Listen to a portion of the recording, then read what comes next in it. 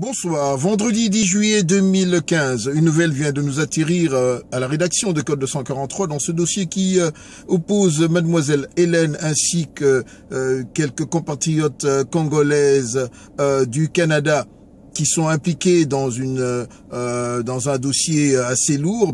On vient de nous apprendre qu'il y a un développement, et pour ce faire, nous allons rapidement nous rendre au Canada où nous avions pu obtenir de la part de monsieur Serge Gayala, qui est un Congolais qui s'occupe de ce genre de dossier que nous avons vu en ligne, qui a pu lui assister ce matin à la seconde séance devant le juge pour lequel s'était présentée madame Chouchouna Ilunga. Voilà, je vous fais Amis auditeurs de Code 243, nous sommes bel et bien le 10 juillet 2015 et nous avons en ligne un compatriote congolais, monsieur Serge Gayala, qui s'est rendu ce matin au tribunal au Canada. Il va nous donner des détails concernant l'affaire qui fait grand bruit dans la diaspora, cette affaire honteuse et malheureuse des peines et sévices qu'ont sévi une jeune Congolaise que l'on connaît sous le nom d'Hélène. Bonsoir M. Serge. Oui, bonjour. Dites-nous, vous venez d'assister à la première séance. Qu'est-ce qui s'est passé au tribunal et dans quelle ville êtes-vous d'abord? Oui, je suis à Ottawa, mais ce n'était pas la première séance. La première séance de confirmation de charge et d'identification de la présumée agresseuse, ou je ne sais pas comment l'appeler, la première séance a été faite hier. Okay. Et elle a été, elle a été ramenée à Inès, qui est une prison ici. Comme vous le savez, on ne garde pas les gens à la police au-delà de 24 heures, dans les 48 heures, excusez-moi. Donc elle a été ramenée à Inès hier, et aujourd'hui il fallait, comme on dit en anglais, bail out, pour payer la caution, le charge, en fait la caution, pour qu'elle ait sa liberté provisoire. Donc c'est aujourd'hui, la famille d'Hélène était là, et nous nous sommes rendus aussi comme, parce que je fais partie du collectif pour le Congo, un mouvement combattant du Canada. Donc nous voudrions être partie civile à cette affaire parce que nous combattons contre l'agression et le viol de femmes au Congo. Donc on ne peut pas vouloir que ici, dans notre territoire que nous contrôlons, qu'il puisse y avoir des délinquants qui commettent la même chose que nous dénonçons au Congo. Donc nous y étions aujourd'hui, aujourd'hui, et nous avons assisté à la séance de paiement de la caution.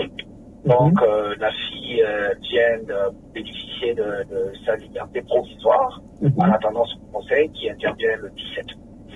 Conseil qui intervient le 17. Mais j'ai également, je viens de recevoir là une dépêche il y a à peine 1h30, 2, qui parle de l'arrestation d'une seconde personne qui répondrait au nom de Nina Raoul.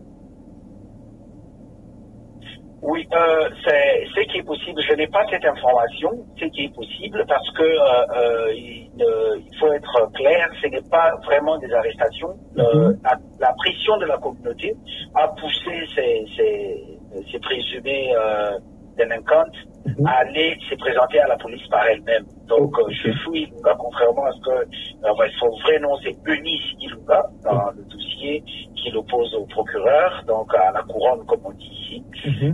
C'est ça son nom. Donc elle s'est mais c'est confirmé. Elle s'est présentée elle-même. Vu la pression, elle n'avait plus où se cacher. Elle s'est présentée à la police du sud d'Ottawa où elle réside pour faire face à... En fait, sa première intention c'était de se plaindre contre la communauté qui l'a recherché, contre le combattant qui l'a recherché. Quand elle est partie se présenter, c'est à ce moment-là qu'elle a été arrêtée pour dire que c'est toi qu'on recherche plutôt. Donc on l'a amenée directement à Elkin où elle a été gardée et puis relâchée et puis amenée à Inès. Donc la deuxième présumée c'est possible parce qu'elles sont à 4. Donc il y a une fille d'un ex-ministre de Kabila qui est aussi impliquée, qui s'appellerait je crois Kalema, et il y a une autre fille qui est aussi recherchée. C'est possible qu'elle se soit présentée elle-même, mais je ne sais pas si elle a été... Je peux confirmer parce que l'article qui a été publié dans CBS News qui a je crois, un magazine ou un journal qui paraît à Ottawa parle ils disent que Nina Raoul, de 32 ans, was arrested after showing up at Ottawa Police Headquarters. Donc, on Thursday night. Donc, il nous précise en fait qu'elle s'est présentée elle-même hier jeudi soir au quartier général de la police d'Ottawa. Donc, je suppose que oui.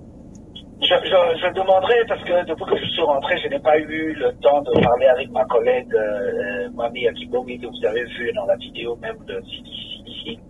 Donc, c'est elle qui s'occupe de cet aspect avec la police. Donc, moi, je suis avec la Cour. Donc, je l'appellerai pour confirmer. Mais je crois que c'est certain. Parce que nous avons parlé à son entourage, moi, personnellement, à l'entourage de toutes les 4 filles. Et nous avons conseillé, parce que nous sommes une petite communauté, ce n'est pas une très très grande communauté, nous avons conseillé aux amis qui sont proches de ces filles-là de leur dire de se présenter par elles-mêmes.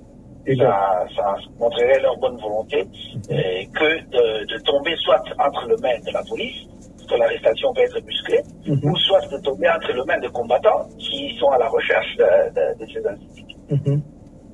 Donc c'est possible. En tout cas, M.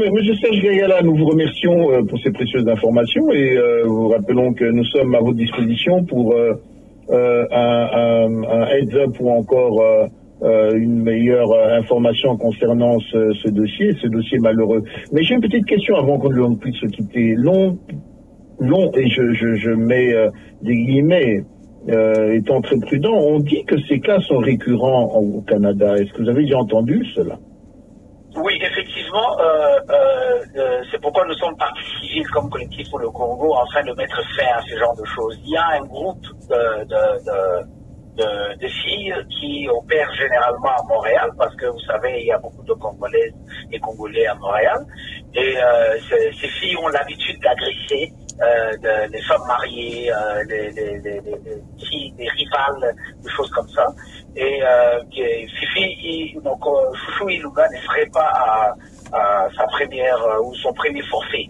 Donc c'est pourquoi nous profitons de cette occasion, de l'occasion que vous nous offrez ici, de faire un appel à toutes les victimes, parce que vous qui allez suivre cet élément, vous avez des enfants, vous avez des sœurs, des cousines et autres qui peuvent continuer à être victimes et victimes silencieuses de ce genre de comportement qui existe dans notre communauté. Ça pourrait de vous porter toute celle qui a été victime de cette fille ou d'une autre fille ou d'une autre bande, de bien appeler le procureur général, ou ce qu'on appelle le procureur de la couronne, au 613, donc 613 239 1200, et lorsque vous n'êtes pas obligé de comparaître, ou on ne citera nécessairement pas votre nom, mais on peut prendre votre témoignage afin de porter une charge contre cette bande ou d'autres bandes qui continuent à opérer.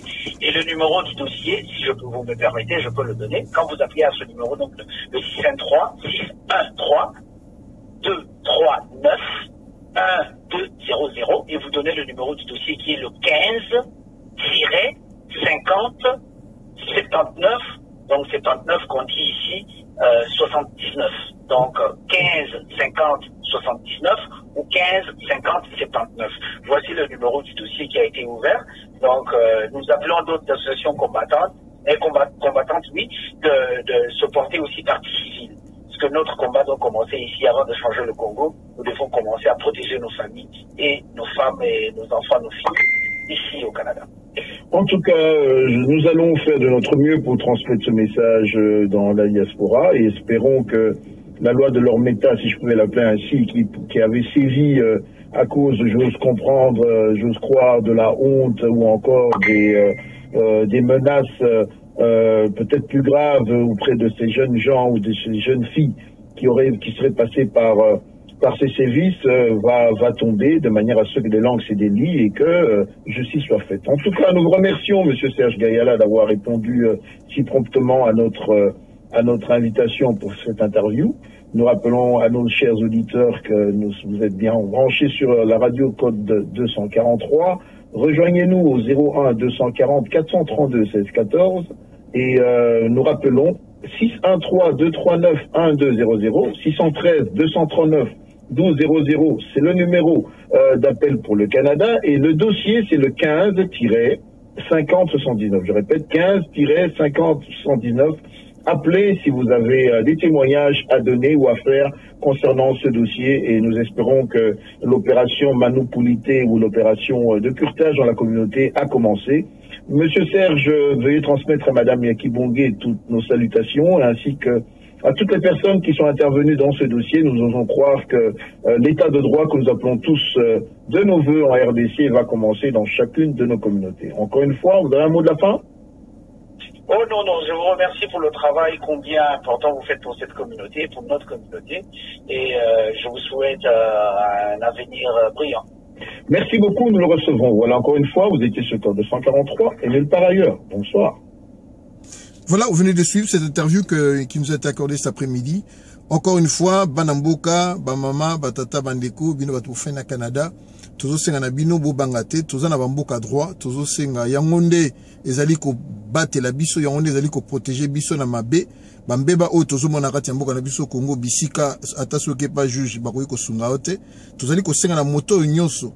Azwaki likama moto nyonso ayebi basalaki mwana ne mabe basalaki papa ne mabe mwasi ne mabe ko banga tendeko tozana mboka loi eza na Canada eza na États-Unis pe la bisika mosusu tango ebelami boye bakobima boye kasonite bokende bofunda na bazuzi ou bien mon sai pas bazuzi po baye bako protéger bino pe baye bako kata likambo na ndenge esengeli tokendaki na kota lingala po Motonio Soye Bakoyoka Biso. Encore une fois, c'était sur Code 243. Mais par ailleurs, nous rappelons que nous allons très bientôt lancer notre radio, la chaîne Code 243. Nous sommes toujours à la recherche d'animateurs, nous sommes à la recherche de reporters, nous sommes à la recherche de tous ceux qui ont quelque chose à dire d'important afin que nous puissions nous édifier les uns les autres. Encore une fois, c'était Abraham Lakabanga pour Code 243, car nous disons que c'est nulle part ailleurs qu'ici. Au revoir.